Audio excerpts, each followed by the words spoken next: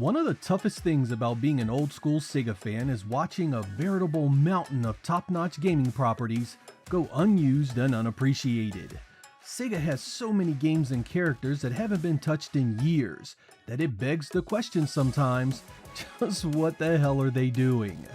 When Sega announced the New Era, New Energy promotion a few years back, the internet lit up like a Christmas tree at the idea of some of their most beloved franchises making a return. There was a legitimate reason for that. Despite what the Nintendo-loving media would have you believe, Sega made some awesome software during its hardware days and cultivated millions of fans the world over. Among that list of returning greats was Shinobi, in what looked like a two-dimensional adventure not far off from what we had seen in his 16-bit days. In an instant, I was both excited and terrified at the prospect. There is no question I had missed Shinobi in its long absence, but I also knew that in the hands of a new developer, anything was possible. Outside of the new promotion and the trailers that would follow, I tried to avoid any detailed spoilers of what was included in this game. I didn't even play much of the early release demo everyone was raving about. I also didn't reach out to Sega for a free review copy. I paid full price for both a digital and physical version in an effort to support this endeavor as strongly as possible. Well, after weeks of play and consideration, I'm finally ready to speak about what I think about this game. Since this is far newer than the software I typically review, I have tried my best to avoid any major spoilers, and captured only gameplay about halfway through the adventure. Is this the revival the Sega faithful has been waiting for? Or is it something completely different that didn't feel like a Shinobi at all? Let's find out.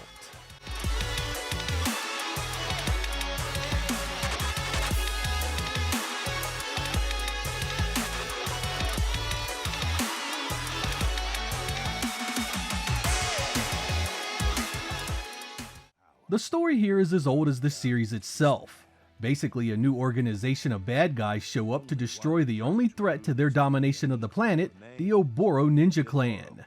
Led by the maniacal Lord Ruse, the ENE Corp descends upon the unsuspecting Oboro and proceed to massacre damn near every one of them. The only survivors are the clan's leader Joe Musashi, his dog, his wife, and one of his students. As the game progresses, you'll meet potential allies and old enemies as you pursue ENE Corp and dismantle its war machine. I'll save the deep dive in an effort to avoid some pretty major plot spoilers, but if there is one thing you just do not do, is piss off a Joe Musashi by attacking his village and killing his people. Vengeance is always mine, saith the Shinobi. The gameplay from there is what I would describe as a Metroid Lite, or an action-adventure platformer with some mild RPG elements. This in itself isn't completely new to the Shinobi series. You may recall the Game Gear games had some similarities as well, though much simpler and on a much smaller scale. Combat relies heavily on melee attacks, with Joe's kunai, or his throwing knives, taking a backseat and in a supporting role. Additional combo attacks can be unlocked the more you play the game. You can also use special attacks that execute multiple enemies at once, use ninpo magic like fire for big damage, and of course you can blast enemies with a powerful ninjutsu attack that can wipe out everything on the screen. All of those require various gauges to activate. These gauges build up from your attacks, the damage you take, or the items you pick up. The combat also puts special focus on armored enemies that need additional finesse to deal with. There you can use special punches, combos, and ninpo to deal with them better. Pay attention to the ability ratings to know which ones will work the best. There's also a nice tool set you can obtain that makes things getting around the world more interesting. There's a ninja hook for swinging across large gaps, ninja claws for climbing walls and ceilings, and the ninja glider for really improving your traveling capabilities. Some stages have puzzle elements that require these items, and you'll do well to pay close attention to your surroundings. There are also amulets you can equip that give you new powers and enhance your abilities. Your heads-up display is in the top left of the screen. There you will find the number of kunai you have, your currently equipped amulets, your rage gauge, your ninpo cells, your hit points, and your combo counter. As you move around the play area, you will find treasure chests that contain all sorts of goodies. The small chests contain coins, health, and kunai. The larger chests can contain amulets, new abilities, and Oboro relics. Be on the lookout for the shop, because it's there you can spend your coins and Oboro relics on enhancing your abilities like new combos, Nimpo, and so on. Also scattered around the stages are checkpoints, switches that open doors, and elite squads that pose a special challenge you must overcome. One area that this game really changes from past titles is the massive focus on huge open areas that you must navigate. In order to accomplish that, you have an impressive list of moves to learn. You can jump, double jump, wall jump, dash, air dash, ground roll, and jump kick. You'll need to get comfortable with all that because there are a few sections with some heavy platforming challenges that absolutely need them. The in-game menu provides you a ton of information. There's the map that shows where you've been and the checkpoints. Checkpoints allow you to fast travel around the stage. The status screen shows Joe's current condition, his relics, outfit, keys, and dark katana fragments, which you can get from doing special missions given to you by the Grim Reaper. The gear page allows you to set your Nimpo, weapons, and amulets. The skills page shows you what you have opened and what remains. Though the game resembles elements from Metroid, it still maintains a structure of individual stages. These stages can be revisited once you defeat it, allowing you a chance to find items you may have missed the first time around. Finally, the arcade mode is a special challenge to defeat a stage you have unlocked as quickly as possible.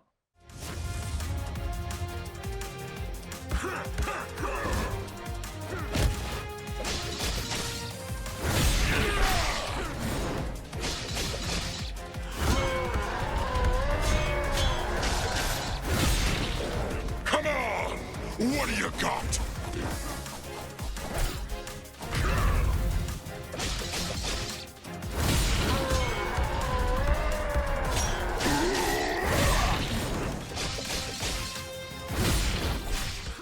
Visually, Art of Vengeance is gorgeous.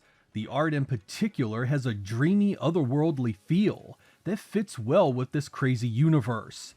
Backgrounds ooze personality and don't skimp on layers to satisfy your inner 16-bit nerd. Animations dance across the screen, a ballet of destruction that isn't limited to just you, but the enemies you face as well. Watching Joe Musashi effortlessly transition from killing machine to a nimble parkour master pulling off crazy stunts feels just right, and the animation never misses a beat. There is also a massive amount of variety in the environment you traverse. Stages are rarely one note, and almost always have some unique effect or set piece in view that really makes it stand out. There's a couple of areas I have replayed many times just to soak up those details, because they feel exactly like something you would have seen in a 16-bit game, albeit not nearly as nice looking. For a long time I have wanted to see a Shinobi go this route visually. I was always disappointed with the digitized nature of the Sega Saturn release and the other 2D games that followed it. To see this world and this character given such a nice visual treatment does my heart good, and I think the majority of you will appreciate it. If you are in the camp that can't stand high-resolution 2D visuals and wanted something more akin to how it looked on the Genesis, well, that ain't here. That shouldn't come as a surprise, particularly since this is the same developer that gave us Streets of Rage 4.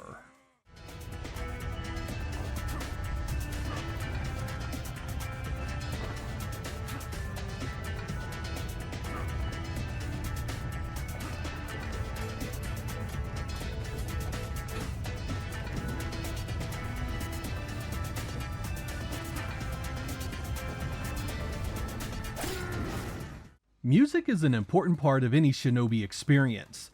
Once I heard that Yuzo Koshiro was part of the team creating that music, I had some very high hopes. Unfortunately, it's all very mixed for me. I came away feeling like this soundtrack was incredible, if it had been made for another game. A lot of this sounds like it would have been awesome in an RPG, or maybe a new Panzer Dragoon, but I rarely felt like much of this belonged in a Shinobi. Music can be an extremely polarizing topic, however, so I have some examples for you to judge for yourselves.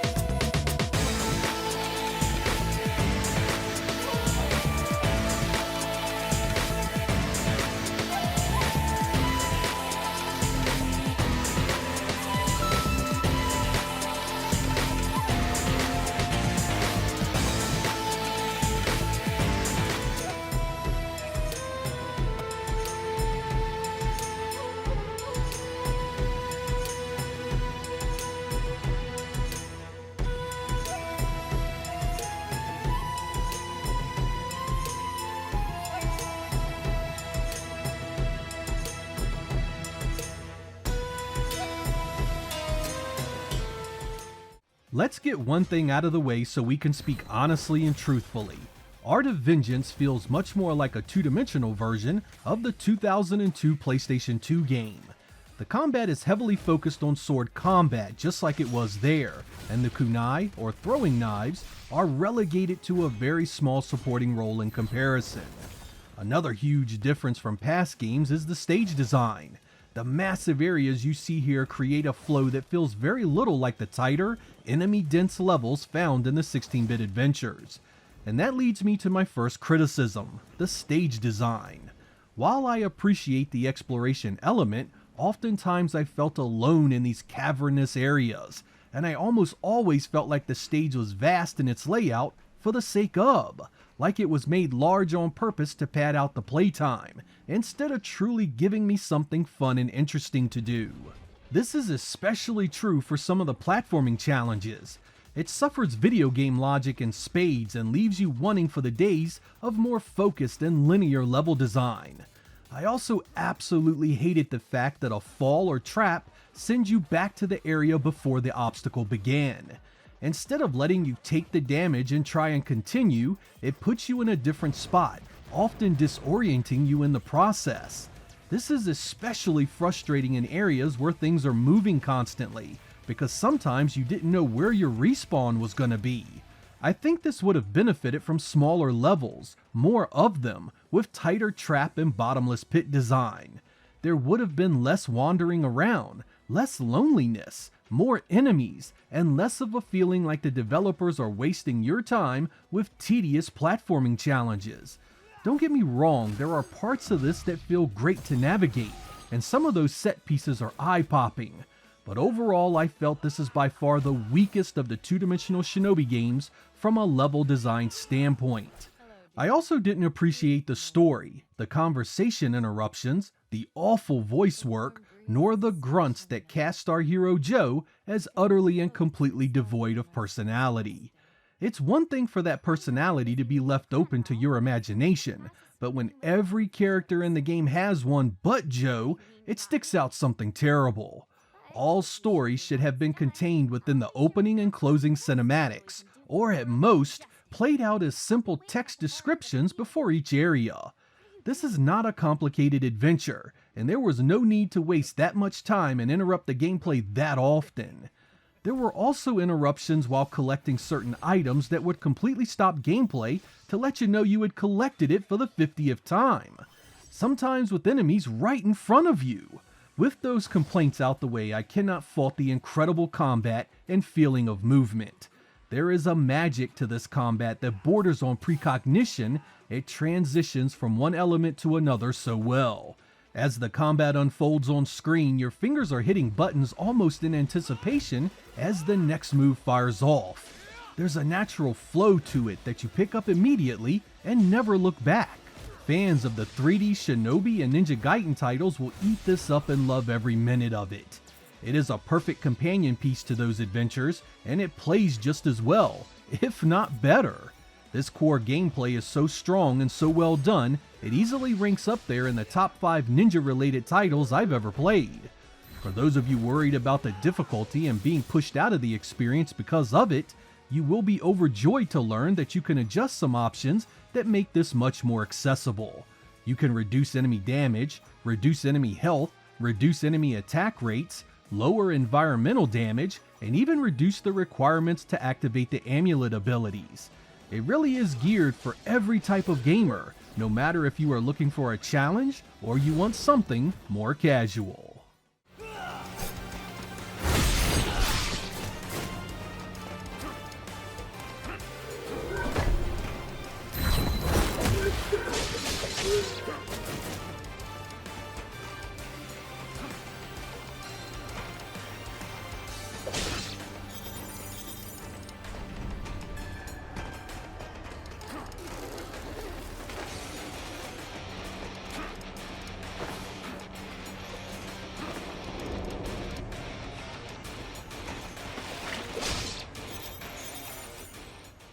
So, does all that mean Shinobi Art of Vengeance is for everyone?